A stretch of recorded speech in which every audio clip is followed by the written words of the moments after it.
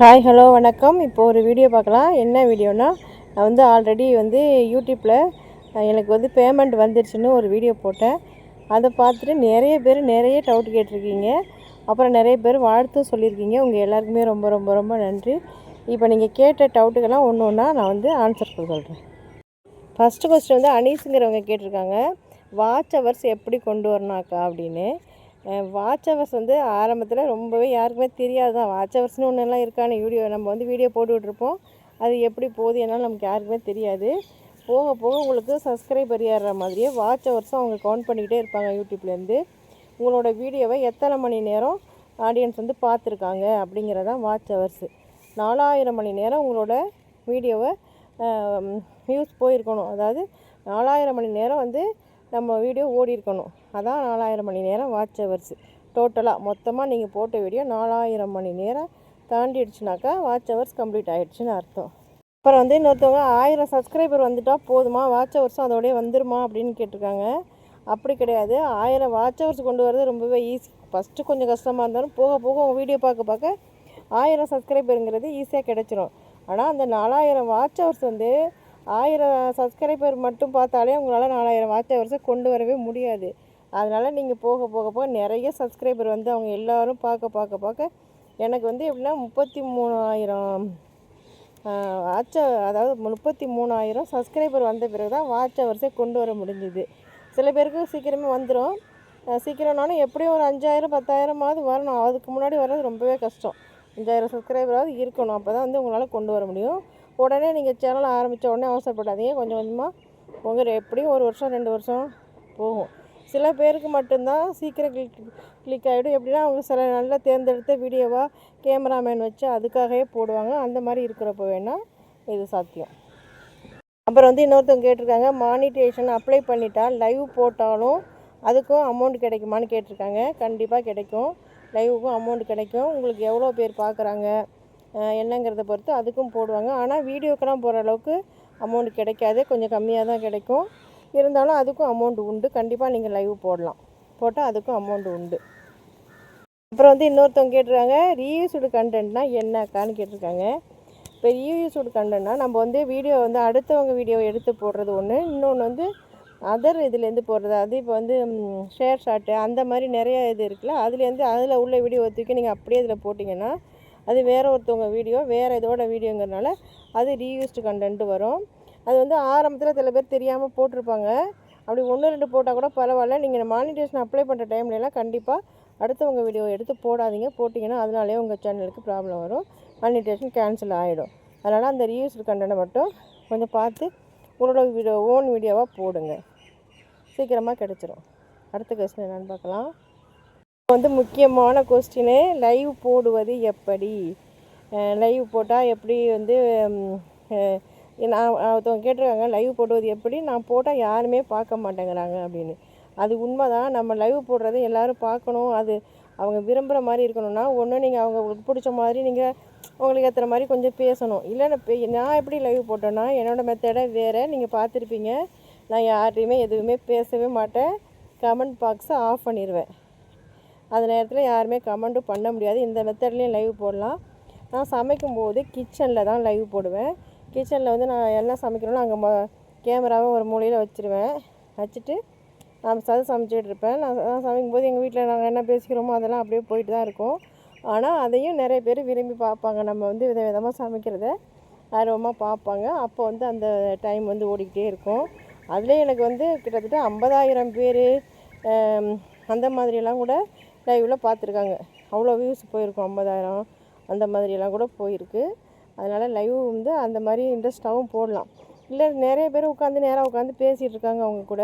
அது உங்களுக்கு பிடிச்சா அப்படியும் போடலாம். எனக்கு அதில் இஷ்டம் இல்லாதனால நான் வந்து என்னோடய லைவ் வந்து இப்படி தான். என்னோடய சேனலில் போய் பார்த்தீங்கன்னா லைவ் தெரியும்.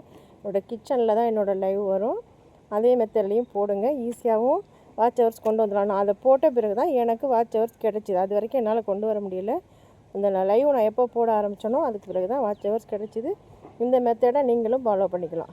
என்னோடய சேனலில் போய் பாருங்கள். நான் எப்படி லைவ் போட்டிருக்கேன்னு உங்களுக்கு தெரியும். அடுத்த கொஸ்டின் பார்க்கலாம். அப்புறம் வந்து ஒருத்தவங்க கேட்டுருக்காங்க, மானிட்டேஷன் எப்படி அப்ளை பண்ணணும் அப்படின்னு. இதை பொறுத்த வரைக்கும் நிறைய டெக் சேனல் இருக்குது. அவங்க வந்து நிறைய விவரமாக உங்களுக்கு சொல்லி கொடுக்குறாங்க.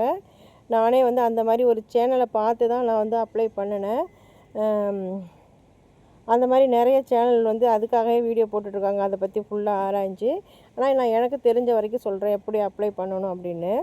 அது வந்து ஃபஸ்ட்டு 1000 சப்ஸ்கிரைபர் வர வரைக்கும் சப்ஸ்கிரைபரை பார்த்து வெயிட் பண்ணுங்கள். அது முடிஞ்சிருச்சா நீங்கள் லைவெல்லாம் போடலாம். 500 வந்தாலே லைவ் போடலாம். லைவ் போட்டுக்கிட்டே இருங்க. லைவ் போடும்போது உங்களுக்கு வாட்ச் ஹவர்ஸு காமிக்கும்.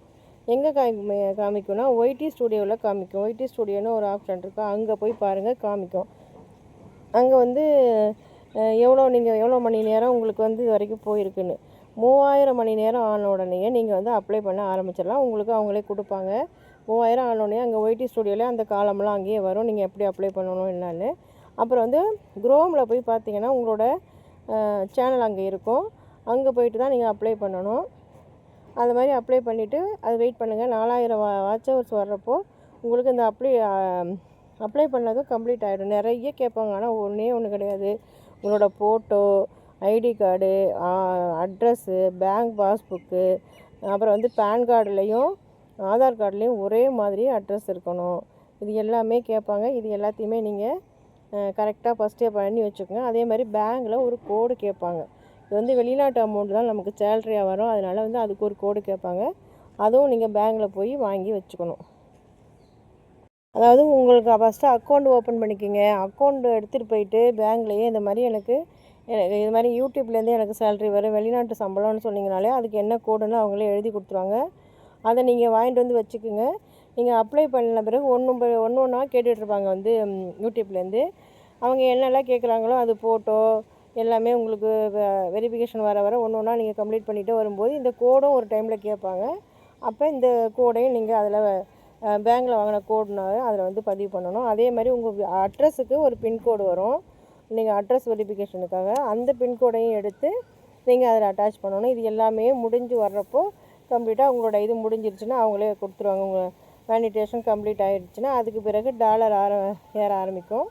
டாலர் வந்து ஒன்றா தான் கொஞ்சம் கொஞ்சமாக தான் ஃபஸ்ட்டு ஆரம்பத்தில் ஆரம்பிக்கும். அது வந்து ஏறி கரெக்டாக $100 வரணும். $100 வந்தால் தான் உங்களுக்கு சேல்ரி. அது வரைக்கும் கிடையாது.